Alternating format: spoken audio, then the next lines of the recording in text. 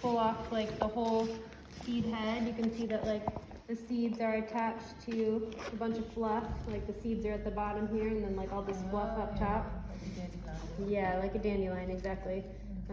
So one of the ways to like kind of process it, which is like they're not super easy to process by hand, but like one of the things that we can do is kind of like pull them off of here, and then like try to kind of like force them through like a mesh to kind of like try to pull them apart a little bit.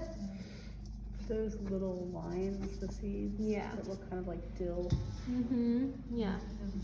So like the bottom of the, if you look at one of them here, right, like the bottom is the seed. And it's not important that we like get rid of like all of the fluff, right? But like part of what we're trying to do with this is like separate them, right. And like encourage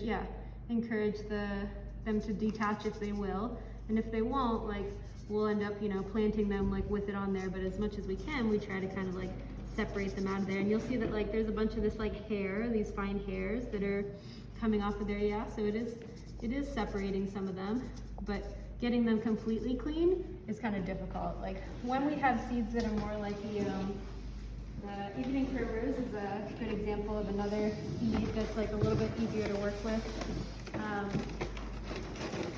We have seeds like evening primrose, like that are kind of like hard seeds that are just in a casing like this, and we'll see if any come out of here, but they're probably already at the bottom of the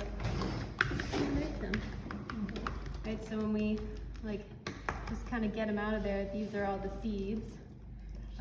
Yeah, and they're just super tiny seeds, right? But when we do this kind of like, smashing them to get all these seeds out, we'll also get a bunch of other like detritus or bugs. And with these heavier seeds, what's nice to do is a winnowing process, where you take it outside and you pour it from one bowl to the other, and it'll take away all these little hairs, but the seeds will be heavy enough that they'll drop back into the bowl. And that's what we do with our fennel, and I've done it with the mullein seeds. So for those of you that got mullein seeds, if you want to process the mullein seeds here today, we could do a little bit of winnowing to clean them.